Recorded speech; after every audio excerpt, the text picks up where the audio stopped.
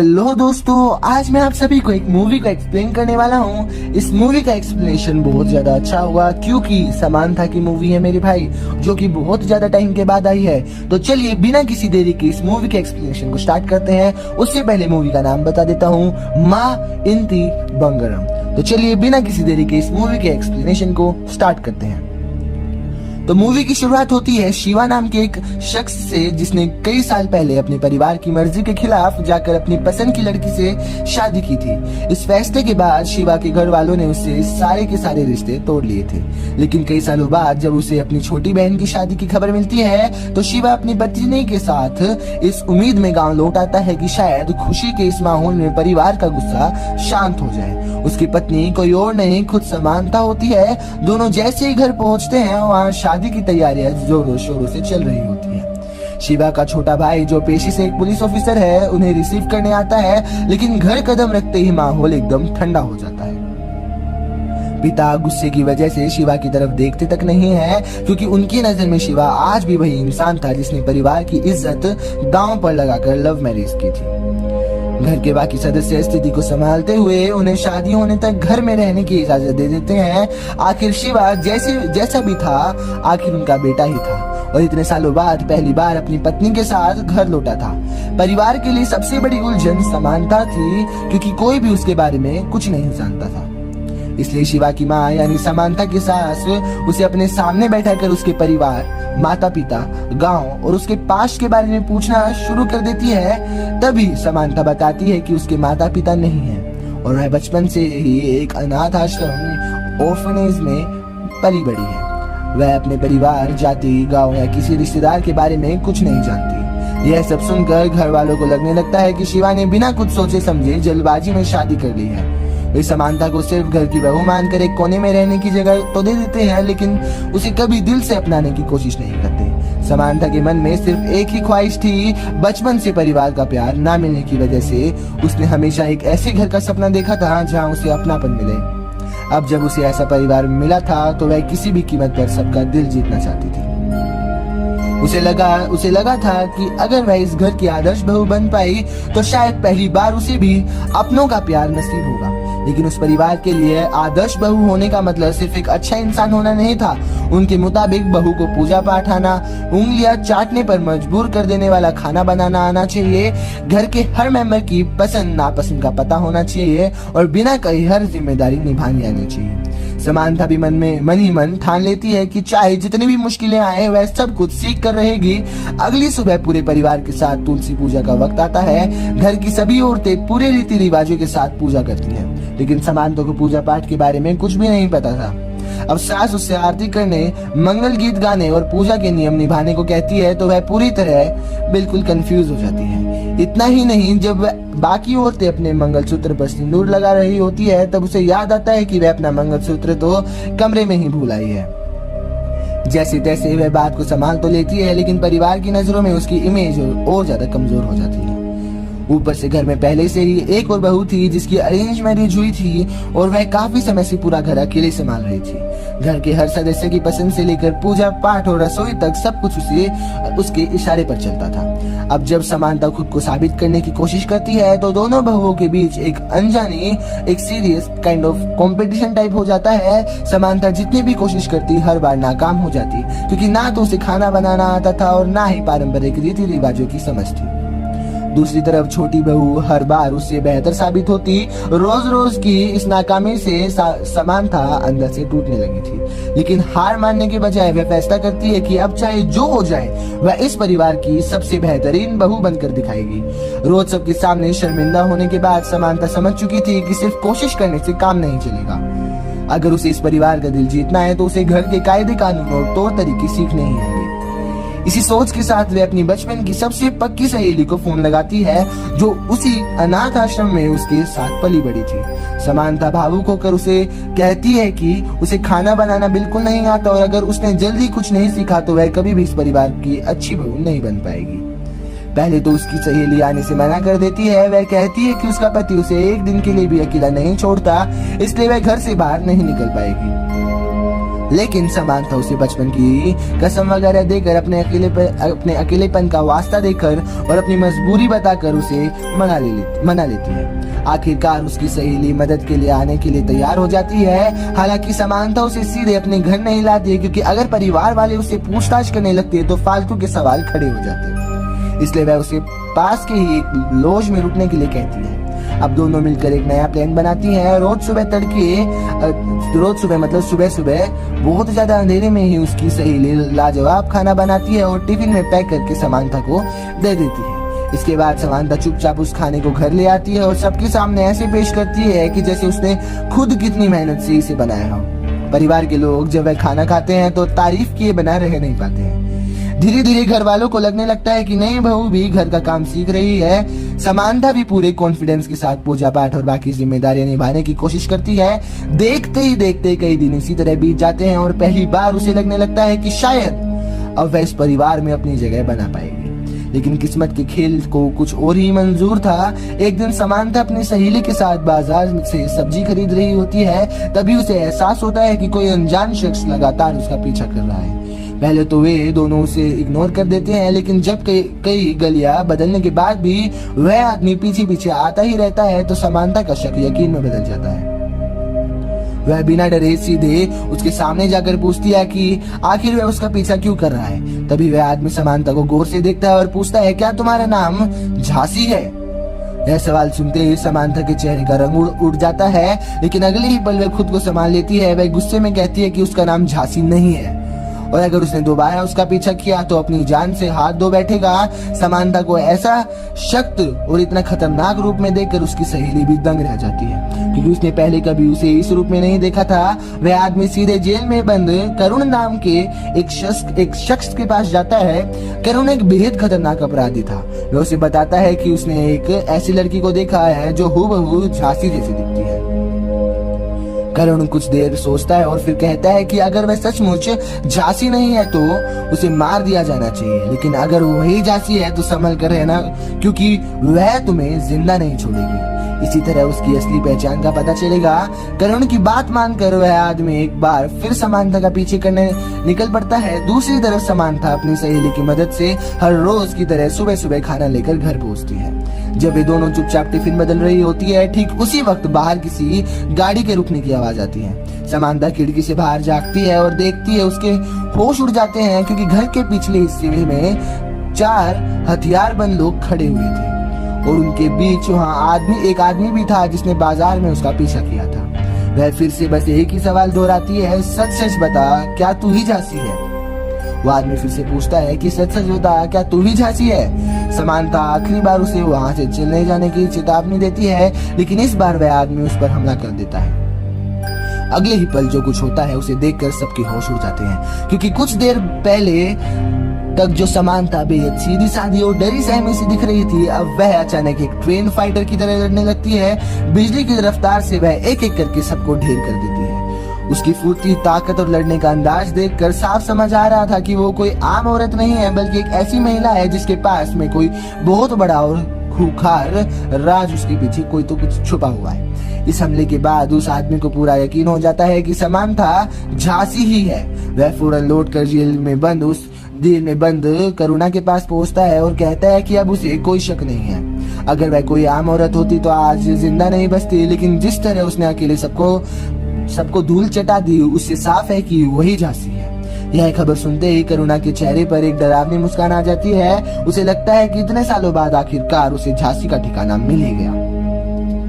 वह तुरंत जेल से भागने का प्लान बनाता है। जेल के अंदर ही वह एक कैदी का मर्डर करवा देता है और फिर गैस सिलेंडर ब्लास्ट का एक ऐसा नाटक रचता है कि पूरा जेल प्रशासन समझता है कि उस हादसे में अन्य कैदियों की मौत हो गई है। उन्हीं लाशों में करुण का नाम भी जोड़ दिया जाता है। सरकारी कागजात में उसे मरा हुआ घोषित कर दिया जाता है, जबकि हकीकत में वह जिंदा जेल से फरार हो चुका था।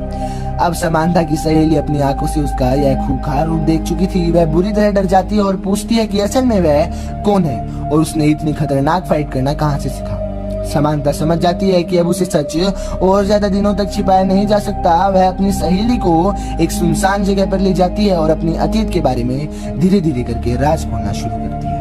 वह बताती है कि बचपन में हम दोनों एक ही अनाथ आश्रम में साथ रहती थी, लेकिन किस्मत ने उनके रास्ते अलग कर दिए। उसकी सहेली को एक अच्छे परिवार ने गोद ले लिया और उसकी जिंदगी संवर गई, मगर समांथा वहाँ अकेली रह गई।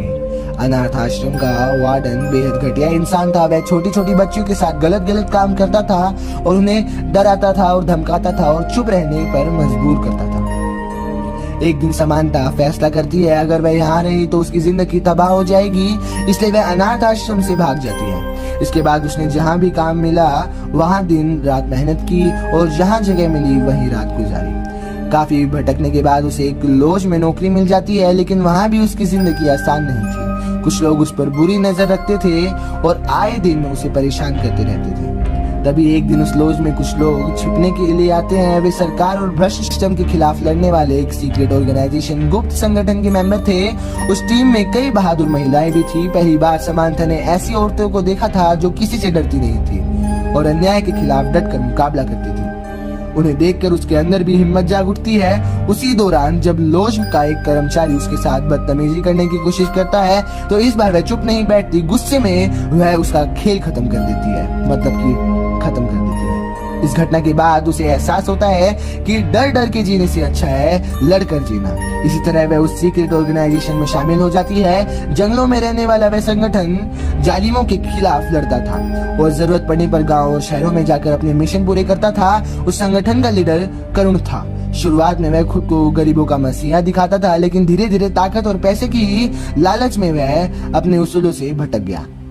वह भ्रष्ट अफसरों से पैसे लेकर उन्हीं के लिए काम करने लगा और अपने ही साथियों को मौत के घाट उतारने लगा। जब समांथा को उसकी असली औकात का पता चला तो उसका पूरा का पूरा भरोसा ही टूट गया। सिर्फ यही नहीं, करुण खुद उस पर गंदी नजर रखने लगा और उसे अपनी उंगलियों पर नचाने की कोशिश कर रहा था।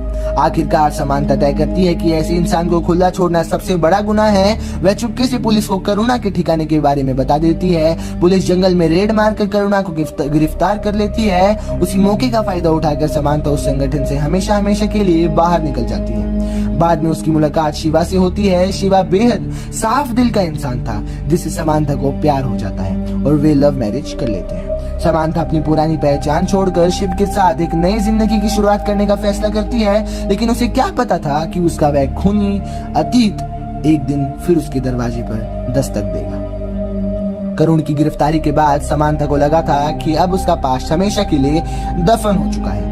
उसने अपनी पुरानी पहचान झांसी को मिटा दिया था। वह एक आम लड़की की तरह नई जिंदगी जी रही थी और उसी दौरान शिवा से उसकी मुलाकात हुई और बाद में शादी हो गई। शादी के बाद वह शिवा के साथ सिर्फ एक अच्छा परिवार और नॉर्मल लाइफ चाहती थी, लेकिन किस्मत का खेल तो देखो, सब कुछ अलग ही तरीके से किस्मत ने प्लान किया हुआ था। जेल से भागने के बाद करुण सबसे पहले समांथा को ढूंढ निकालता है। वह उसके सामने आकर कहता है कि उसे यकीन ही नहीं हो रहा है कि झांसी जैसी शेरनी शादी करके एक मामूली औरत बन गई है।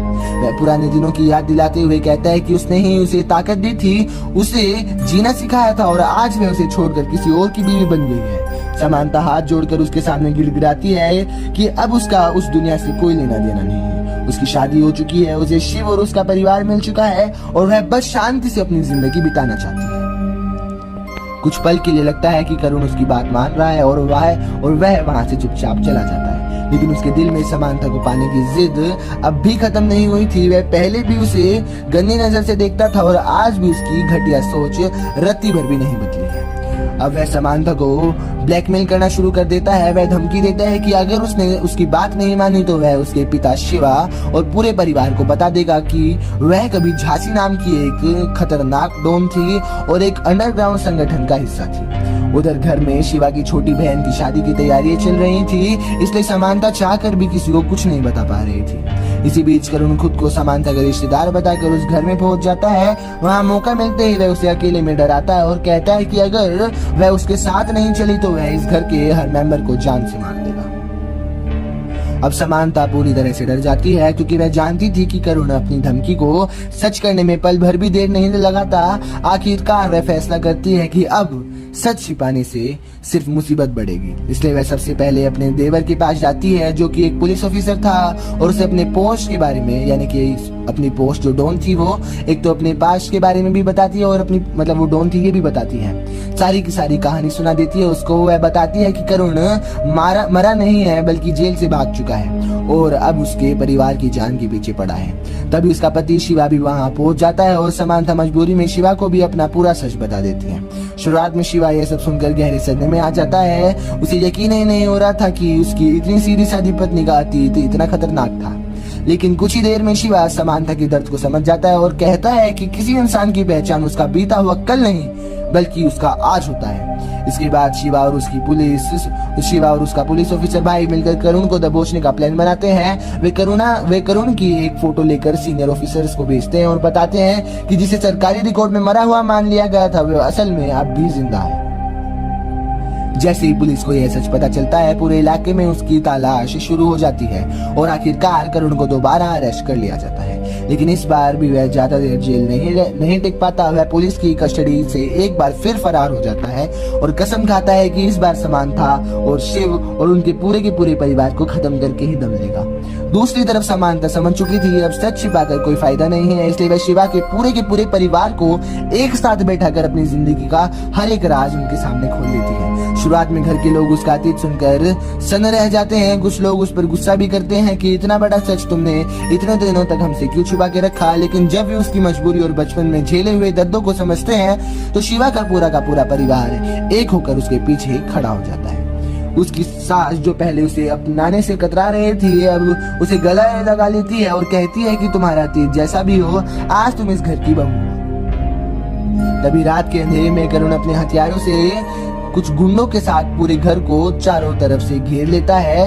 अब यह लड़ाई सिर्फ समांथा और करुण की नहीं थी बल्कि शिवा के पूरे परिवार को बचाने की जंग भी बन चुकी थी। इसी बीच समांथा साफ कर देती है कि वह किसी भी कीमत पर करुण के सामने घुटने नहीं टेकेगी। कुछ ही देर में करुण अपने आदमियों के साथ घर के अंदर घुस आता है। उसके हाथ में गन थी और आंखों में सिर्फ बदले की आग। वह आखिरी बार समांथा से कहता है कि अगर वह उसके साथ चलने को तैयार हो जाए तो बाकी सबकी जान बख्श देगा वो। लेकिन समांथा बिना डरे उसके सामने जाकर खड़ी हो जाती है, साफ मना कर देती है। सब शुरू होती है, अब होती है असली जंग शुरू। अब हमारी लड़कियां दिखाएगी कि दंगल वाली लाइन आ जाती है मेरे दिमाग में तो कि हमारी छोरिया क्या छोरे से कम है क्या। अगले ही पल दोनों तरफ से गोलियां चलनी शुरू हो जाती है। पूरा घर एक जंग का मैदान बन जाता है। समांथा का देवर जो पुलिस ऑफिसर था और पति शिवा समेत परिवार के बाकी लोग भी पूरी ताकत से मुकाबला करते हैं। दूसरी तरफ से करुण के गुंडे लगातार गोलियां बरसा रहे थे लेकिन समांथा एक बार फिर अपने पुराने खूंखार रूप में लौट आती है। वह अकेले ही कई गुंडों को ढेर कर देती है और सीधे करुण के पास हो जाती है। दोनों के बीच जब आमने सामने की खूनी लड़ाई शुरू हो जाती है करुण किसी भी तरह समांथा को जिंदा अपने साथ ले जाना चाहता है लेकिन समांथा इस बार उसका किस्सा हमेशा के लिए खत्म करने का सोच लेती है।